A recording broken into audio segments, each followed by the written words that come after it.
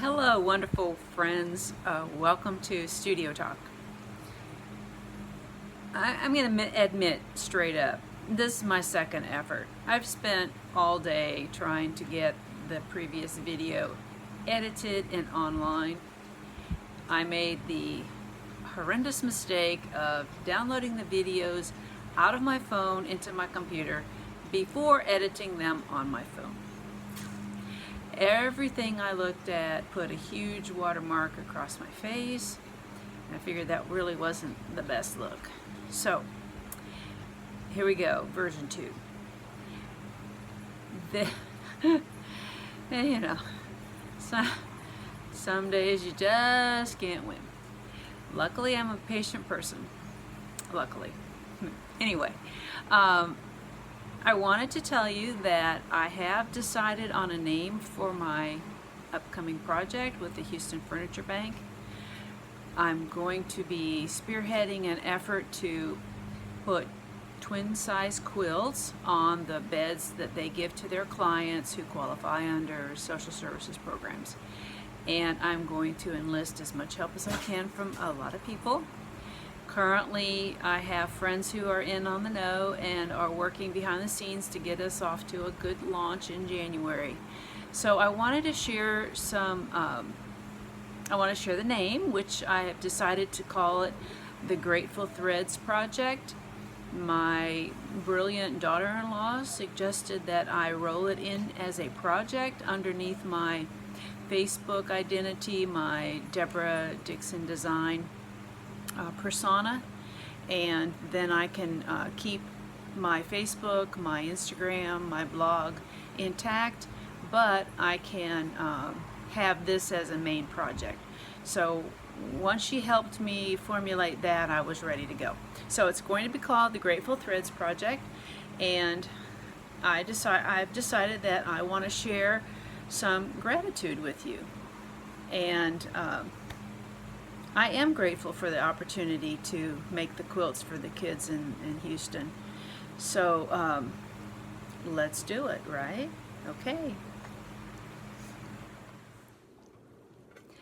One of the packages that arrived today came from my friend Angela, and she and I have been friends for about 10 years, and I sent her some fabric scraps so that she could sew some table runners for me to sell at some of my markets.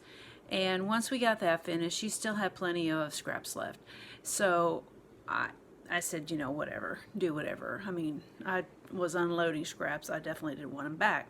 But I did get them back. And I love what I got back. She took all the scraps, or most of the scraps, and did an African style quilt. It's built around a square, and I want to show it to you. It's fun. I love it. So here it is. So this is a central square. It's built a little bit like a log cabin until you get to you know, a reasonable size, I guess, and then it just starts getting larger and larger and larger. So at some point you have to change your strip width so that it becomes a rectangle instead of a square, I guess. Well, I take that back, because up here it begins to become a rectangle. But anyway, the gist of it is that you're working around a central square or rectangle to make a quilt. And what I love about this quilt is that, 1, I didn't have to do it, and 2, Angela did it, and 3, I recognize all these scraps. So that's great. This is a twin size. It'll be wonderful for a child, teenager, and I can't wait to quilt it. So thank you very much, Angela. This is great. Love it. So my second gratitude comes from Cindy, one of my friends in Arlington, Texas, and she sent me a photo asking if I could use some of her fabric from her stash from 15 years ago. And I was like, really? I mean, who puts their fabric away for 15 years and never uses it? But of course we all know that's false, because the reason that I'm working on these rayon quilts is because I have fabric that's older than 15 years. Actually, I have a couple pieces that are from the early 80s. So yeah, we do that. It happens. So yes, I was able to use the fabrics that she sent me, and she's a purple gal. So it's great to have some purple pieces in this group, and let me show them to you. So there's a purple knit, which I can definitely use, and then 2 pieces of rayon. It's kind of a muted rayon and a really fabulous teal. Has a great hand to it. My hand here. So you can see there's a lot of fabric. All of these have a lot of fabric. She said she was planning to make some 3-piece suits, and yeah, takes a lot of fabric. But the good news is I can use these. It will probably be enough for 8 backings on some twin quilts, and that's great. Then she also sent a shirt that has this fabulous print on it. Love the colors. It will really spice up some of the dull colors I'm using, and I'm anxious to use this one, really. So Cindy, yay, thank you very much, and I know you're going to be watching to see what becomes of your suits. All right.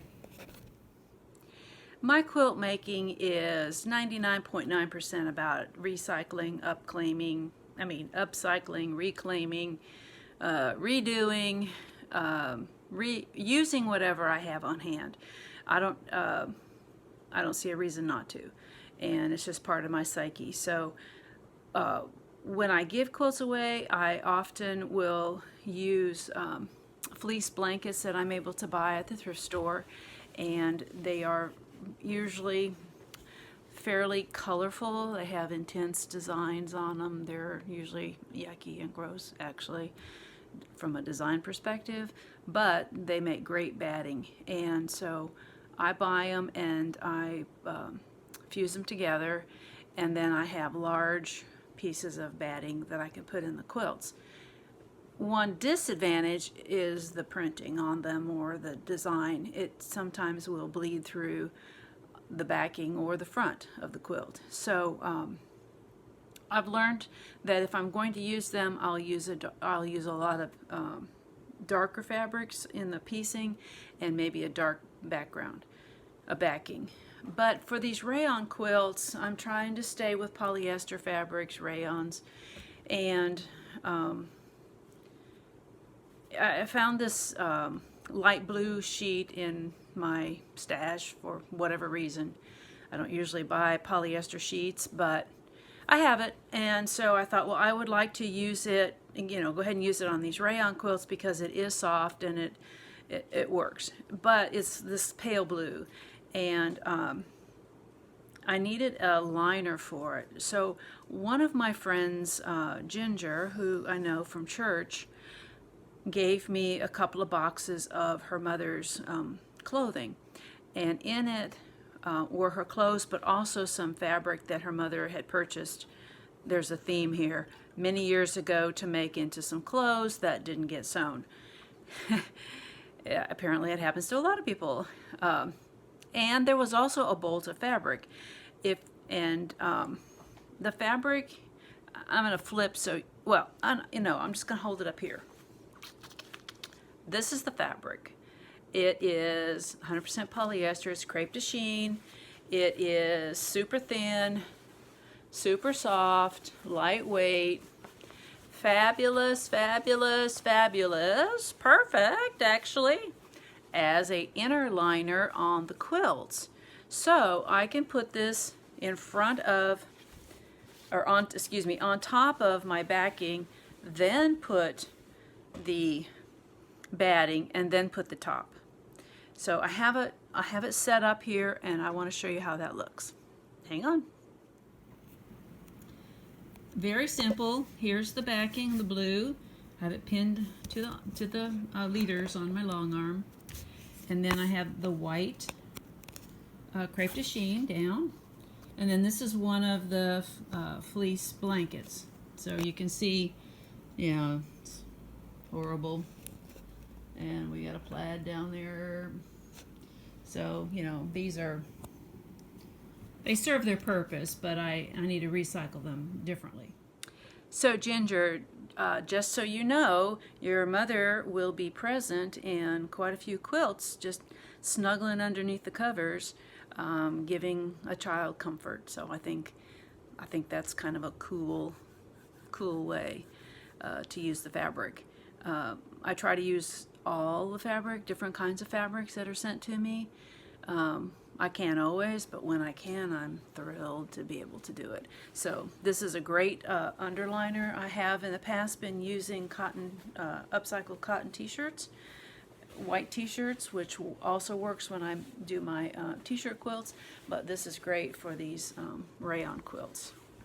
So those are my gratitudes for this session, and I want to say that I am personally grateful for the opportunity to make these quilts. I'm grateful for the skills that I've developed over the years. I'm grateful for the machinery that I own.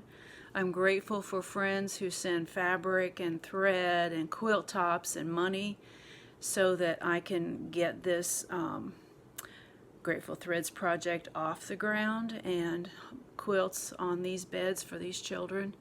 It's estimated that 300 to 500,000 children every night are sleeping on the floor in Houston.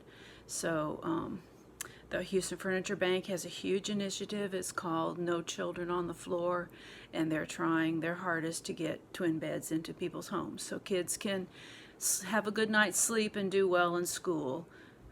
It's real important for their development. So if I can put a quilt on their bed, I'm happy to do it. So my gratitude for friends, for supplies, for skills, for machinery, for time, for the blessings that God gives all of us. So thank you. Keep on keeping on, and let's take care of the kids. All right. Bye-bye.